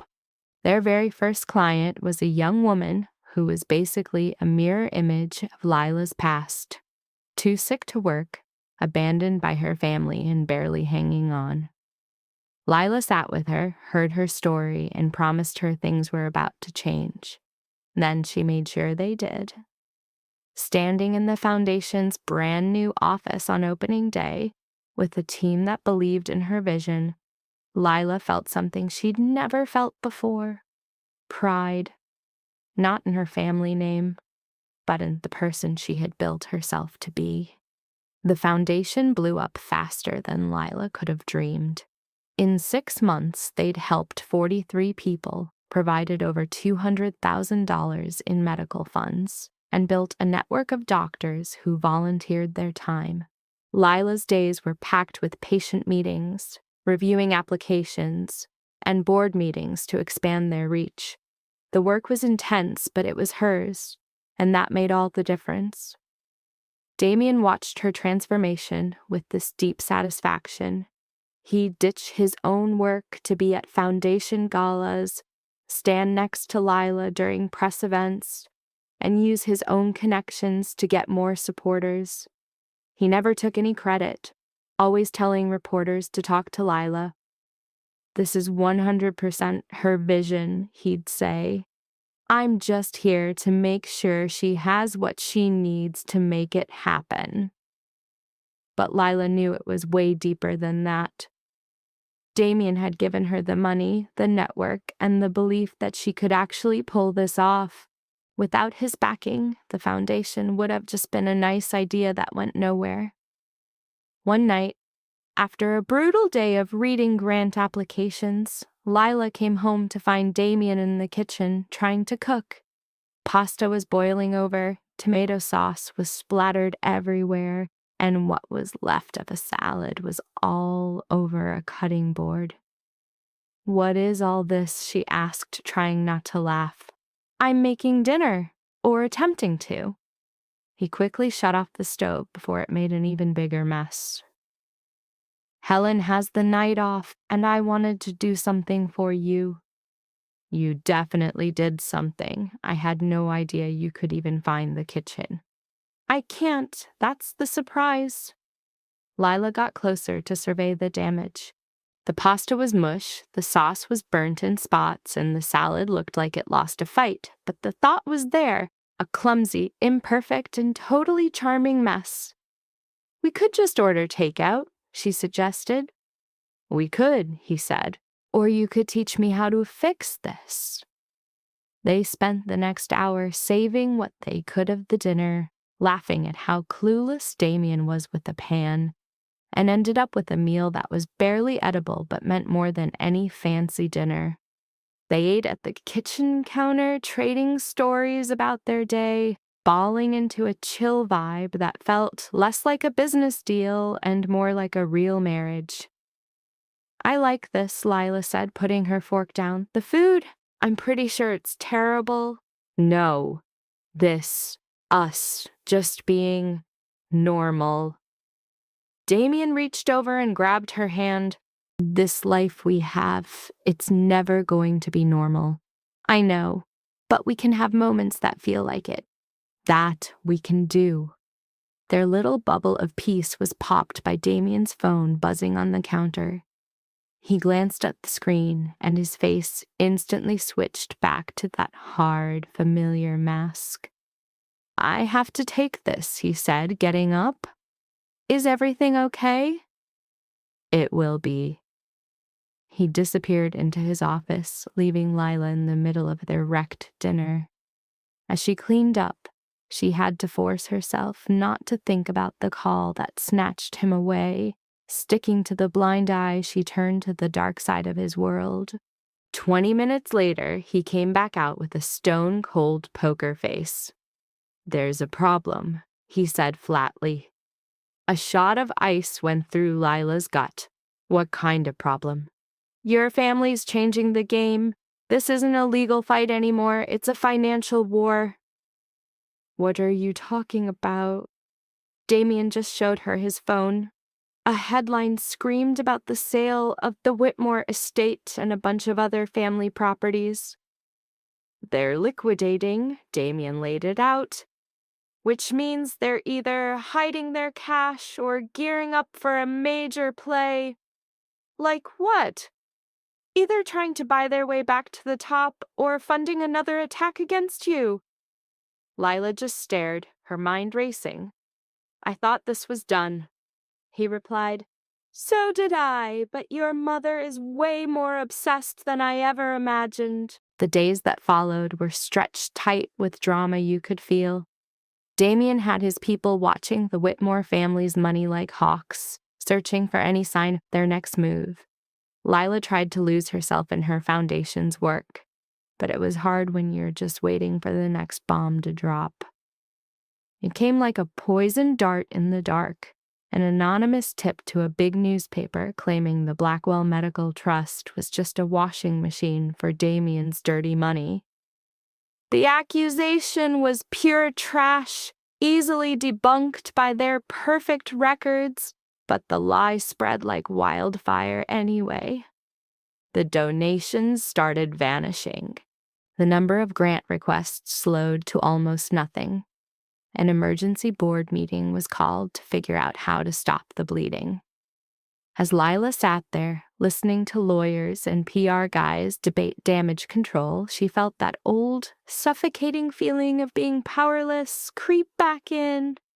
Her family found another way to gut her, this time hitting the one thing she'd built all on her own. We have to put out a statement, one of the lawyers demanded. Total transparency, show them the books, prove there's no scandal. That's not enough, another board member shot back. We need a third-party audit to kill any and all doubt. Both, Lila said, her voice barely a whisper. Every single head in the room snapped toward her. We do both, she repeated, her voice getting stronger. A statement, the audit, and I'm doing another interview. On TV this time. Let them look me in the eye as I defend what we've built. Mrs. Blackwell, that might not be the smartest play. I'm not aiming for smart. I'm aiming for effective. She stood up, taking over the room. This foundation matters. The people we help matter. And I will not let my family destroy it just because they can't handle seeing me win. Dead silence filled the room, then the lead lawyer slowly nodded. All right, we'll set it up. That interview was booked for 2 days from then. Live on a national morning show, Lila used that time to get ready, drilling key messages with the comms team, practicing answers to questions she hoped they wouldn't ask but knew they would.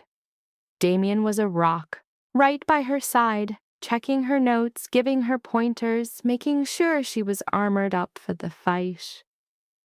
You don't have to do this, he told her the night before. Yes, I do. You could just let the legal team handle it, drop the statement, and be done. It wouldn't be good enough. The public needs to see I'm not hiding, that I back everything we're doing 100%. Damien pulled her into a hug, resting his chin on her head. You're going to be incredible. How can you be so sure? Because you've been incredible in every single thing you've done since the second I met you. This won't be any different. On the morning of the show, Lila woke up with a massive knot of nerves in her stomach. She picked out her battle gear, a navy blazer and a white blouse, professional and clean, an outfit that screamed serious but not desperate.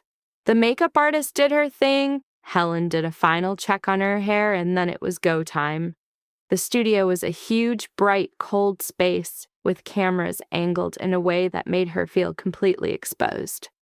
The host, Jennifer Park, had a rep for being fair but cutting. She gave Lila a solid handshake, went over the plan one last time, and then the little red lights on the cameras blinked on. We're here with Lila Blackwell, founder of the Blackwell Medical Trust, which is now facing some serious heat over financial misconduct allegations, Jennifer started. Mrs. Blackwell, thanks for coming on. Thanks for having me. Let's just get right to it. An anonymous source claims your foundation is a front for money laundering. What's your response? Lila looked straight into the camera, her voice totally steady. Those claims are absolute garbage. The Blackwell Medical Trust operates with total transparency. We've already hired an independent auditor, and our financial records will be made available for everyone to see. Every single dollar we get goes directly to patients who can't pay for the medical care they need. That is our only goal, and we take it deadly seriously. Do you think these allegations are personal? I know they are. My family has been trying to blow up my life ever since I walked away from them. When their lawsuits failed, they switched to character assassination.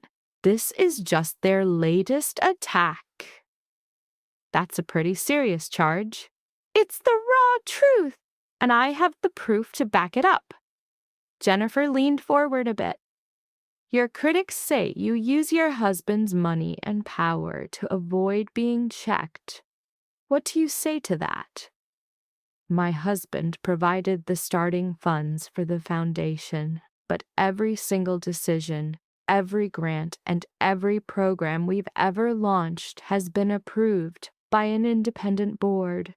I don't avoid scrutiny, I welcome it. That's exactly why we're doing the audit. The interview kept going for another 10 minutes, with Jennifer throwing tough questions and Lila knocking them out of the park with cold, hard facts and unbreakable confidence. By the end, Lila felt totally drained, but also solid. She had told her truth without even flinching. The reaction was instant. A tidal wave of support exploded on social media. Donors who had gotten scared started coming back, and within a week, the audit proved everything Lila had said. The foundation was spotless.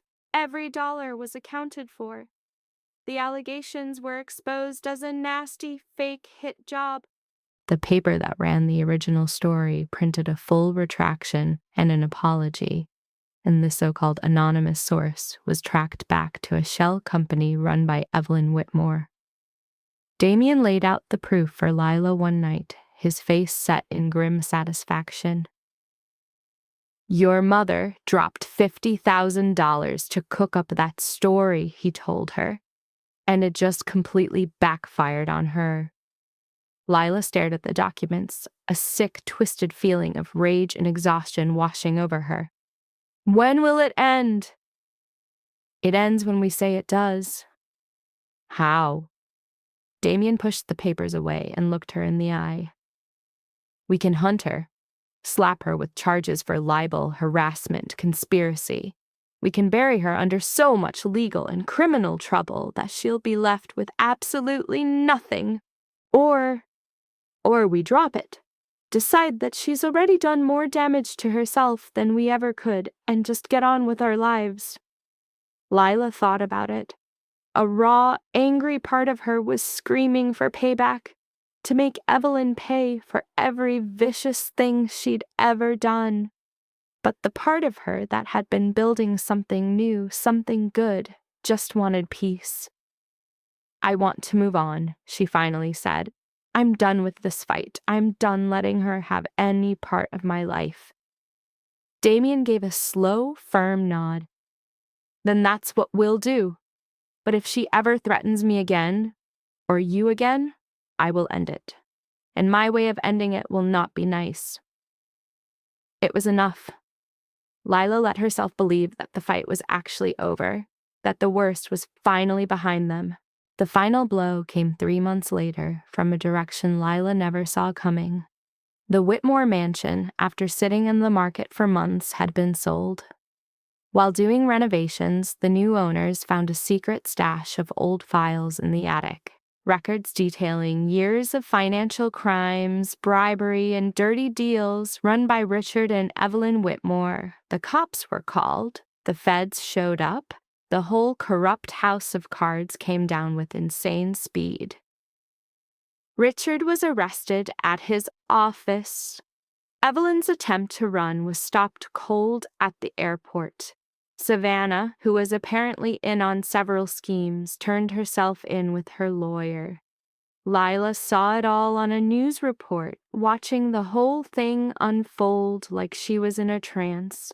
These were her family, the people who had raised her, who had shown her what a family was supposed to be. And now they were being paraded around in handcuffs. Damien got home and found her on the couch, her eyes glued to the TV. "Are you all right?" he asked softly. "I'm not sure. Am I supposed to be happy this is happening?" "You're supposed to feel exactly how you feel." "I feel blank. Is that bad?" Damien sat down next to her, putting his arm around her. "It's honest. That's the only thing that matters." The court cases took 6 months. Lila never went, but she kept up with the news, watching as her family's once unstoppable empire was taken apart, piece by miserable piece. Richard was found guilty on a ton of fraud and bribery charges. So, for Evelyn, the hammer came down. Conspiracy and embezzlement. Savannah cut a deal, swapping a prison jumpsuit for a criminal record and some community service. Once the smoke cleared, the Whitmore name was basically mud. The estate got snatched up to pay for their mess. The rest of their cash was liquidated. Everything they built, everything they defended like rabid dogs, just vanished into thin air. During his first month in the slammer, Lila's dad sent a letter. She almost junked it, but curiosity won. The message was quick. A sorry, a confession that he sucked as a father, and a weak hope that she might forgive him one day. It was the most real thing he'd ever said to her. Lila scanned it twice, then chucked it in a drawer and forgot about it for a long, long time. Life kept moving. The foundation exploded, branching out into 3 cities and helping hundreds of people kicked to the curb by their families, just like she was. She hired a full-time crew, delegated the work, and learned to be a boss instead of just a victim. Damien's empire got a facelift too. He started pulling out of the shadier side of his business, plowing money into legit companies, building something that didn't need constant paranoia to survive. He never said much, but Lila noticed. Fewer late-night emergency calls. Fewer trips where he had to ghost without a word. Basically more nights at home. One evening, a year and a half after they tied the knot, Lila gets back from a foundation thing to find Damien waiting with dinner ready. And we're not talking his usual charcoal pasta. He actually hired a private chef for the night. "What's all this for?" she asked. "Does there have to be a reason?" "Coming from you," she shot back. "Usually." A tiny smirk played on Damien's lips as he pulled out her chair. "Please." They ate in that comfortable silence, the kind you get when you know someone so well you don't need to talk. Afterwards, Damien poured some wine and led her out to the terrace overlooking the city.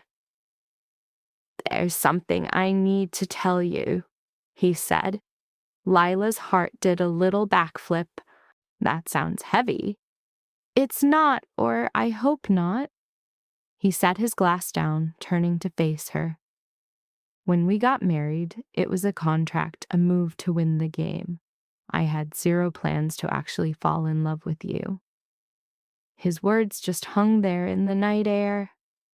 Lila forgot how to breathe for a second. "But I did," Damien continued. "Somewhere between watching you torch your family and build something incredible from the wreckage, I fell for you. And it's damn important that you know that." Lila put her own glass down, her hands shaking just a bit. "I love you too." You do? Yeah, I have for a while. I just didn't have a clue how to say it. Damien pulled her in, and his kiss was nothing like the ones before. Not a calculation, not cautious, just completely at the moment. When they broke apart, a smile spread across Lila's face. So, what's the plan now? Now, he said, we live, we build our world, and we handle whatever comes next together. That sounds perfect to me. The next 2 years were the best of Lila's life. She and Damien fell into a real marriage, one built on being partners, not just needing each other to survive. They traveled, worked side by side, and figured out how to argue without destroying each other and how to make up without pretending it didn't happen. It wasn't a fairy tale. Some days were a struggle, some fights got ugly, and she still had moments where she had to fight the ghosts of what her family did. But it was real. And because it was real, it was worth defending. The foundation became her true legacy. By year 3, they had helped over 1,000 people, partnered with 15 hospitals, and built a system that other charities started copying. Lila got invited to speak at conferences, write for medical journals, and join the boards of similar projects. She said yes to the ones that mattered, and no to the rest. Dr. Monroe stayed on as her doctor, checking in, tweaking her treatments. Lila's condition was never cured, but it was under control, stable, and not the ticking time bomb it used to be. She had good days and bad days, and she learned to accept both. Helen stuck around as their house manager, becoming less of an employee and more of a friend. It was Helen who first noticed Lila was sick in mornings, and who quietly left a pregnancy test on the bathroom counter with a note that said, "Just in case." Lila took it on a Tuesday morning, staring at the positive result with a mix of shock and wonder. She never thought she'd be healthy enough for kids, never imagined her body could pull off a pregnancy. But Dr. Monroe confirmed it a week later, running a ton of scans before giving a cautiously optimistic verdict. "This will be high risk," Dr. Monroe warned. "We have to monitor you closely, adjust your meds, and be ready for problems. But it's possible." Lila dropped the news on Damien that night over dinner. He was lifting his fork to his mouth when she just said it. "I'm pregnant." He nearly choked on his food. "You're what?" "Pregnant," she said again. "About 8 weeks." Damien put his fork down, his eyes locked on her. "Are you serious?" "Dead serious," Dr. Monroe confirmed it. He was quiet for what felt like an eternity. Then he stood up, walked around the table, and hugged her so tight she could barely get a breath. "We're having a baby," he mumbled, his voice thick. "We're having a baby." The pregnancy was a total war. Lila was on bed rest for weeks, facing the exact complications Dr. Monroe predicted, which were still a shock when they actually happened. Damien hired a team of specialists, turned a guest room into a medical ward, and personally made sure Lila followed every single order. There were times Lila was terrified her body would fail her again, that she'd lose this baby before even getting to hold them. But she pushed through, week by week, month by month, until at 7.5 months her daughter was born. They named her Elena. She was tiny, premature, but healthy, with Damien's dark hair and Lila's gray eyes. Lila held her for the first time in a room full of beeping machines and felt something fundamental shift inside her. This little person, this perfect little life, was hers. No one could ever take that from her. Damien stood beside the bed, just staring at Elena like he was seeing a miracle. "She's beautiful," he whispered. "She's ours." "Yes," Lila breathed. "She is." 18 months later, Lila had their son, Alexander. The second pregnancy was easier, or maybe Lila was just more ready for the fight. Alexander came into the world with a loud cry, healthy and strong, with an attitude that screamed he was going to be a handful. "He's definitely your son," Lila told Damien, exhausted but thrilled. "He's definitely our son," Damien corrected. Raising 2 kids while running a foundation and a massive enterprise was way more insane than Lila had ever pictured. Some days she felt like she was just one step away from total chaos. But she wasn't alone. Damien was a hands-on dad, getting up with the kids at night, changing diapers, telling stories, doing all the stuff Lila never thought he'd do. Helen slid right into the role of a surrogate grandma, spoiling the kids and reminding Lila to take care of herself. The foundation kept growing, now with a pediatric unit for children with chronic illnesses, making sure no kid would ever feel like the liability Lila was made to be.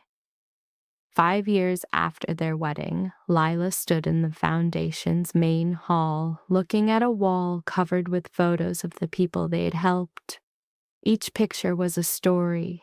Each story was proof that what they were doing mattered. Damien came up behind her, wrapping his arms around her waist. "Are you proud of yourself?" he asked quietly. "I am." "Is that allowed?" "It's more than allowed. You earned this." Lila leaned back against him, soaking in the quiet moment. Her life wasn't perfect. She still had rough days, still fought with her health, and still carried the scars from the family that tried to break her. But she had built something amazing, something real, something that would last long after all the pain was gone. "Do you ever think about them?" Damien asked softly. "Your family?" "Sometimes. Less than I used to." "Do you have any regrets?" Lila thought about it. She thought about the girl she used to be, trapped in a house that didn't want her, about the family who saw her as a chess piece, about all the ways her life could have gone if she had just stayed small and quiet, like they wanted. "No," she said finally, "no regrets." The truth was, getting away from that family was the single best thing she had ever done. Turning her back on people who would never see her worth opened the door for her to become someone she could respect. And marrying Damien, the man everyone wrote off, had given her a life far richer than anything the Whitmores could have offered. Her children would never know what it feels like to be unwanted. They would grow up in a house full of love, with parents who chose them every single day. They would never be used as pawns or seen as burdens or hidden away. That night, with the kids asleep and the house quiet, Lila and Damien sat on the terrace, watching the city lights sparkle below. "Something's been bugging me," Damien said into the silence. "What's that?" "Getting out of this whole life where you're always looking over your shoulder." Lila's eyes met his, trying to read him. "Are you serious?" "Dead serious. I built an empire, but I want a life with you, with our kids. Hell, I'd even work for your cause, if you'd have me." "I would," she whispered. A small smile played on his lips. "Good, because this is my home now." A deep silence fell between them, the kind of quiet earned after years of fighting a war together. In that peace, an old image flashed in Lila's mind. The girl in white, a terrified lamb led to the slaughter. A life she was supposed to throw away. But she had survived every single toxic attack from her own family. So check it. She built a literal haven for anyone who needed it.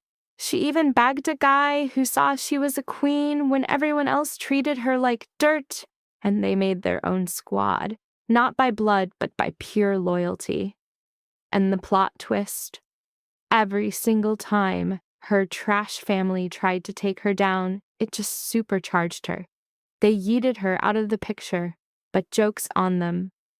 While they burned their own world down, she, the reject, inherited everything. It just shows how stupid you gotta be to hate and how much it'll cost you in the end. This whole mess is a masterclass in how the Whitmores played themselves into oblivion. They threw away the daughter they called a lost cause while hyping up their golden, useless kids. But surprise, it was Lila who built an actual legacy. Her name is solid gold, while theirs is just mud. When the final score was tallied, Lila was the one on top. She didn't even have to wreck them. Their own greed took care of that. Her win was just staying alive and flipping them off by refusing to be the failure they called her. She chose to create, not destroy. That's the ultimate power move. This was never about getting even. It was about the silent flex of living an amazing life. There's Lila with her dude Damien, kids sleeping safe inside their fortress, finally feeling something she never thought she would. Complete. The girl they tried to bury didn't just die. She literally grew out of their toxic garbage heap and bloomed into this absolute boss they were too clueless to ever predict. She is never, ever going back to that darkness. Game over.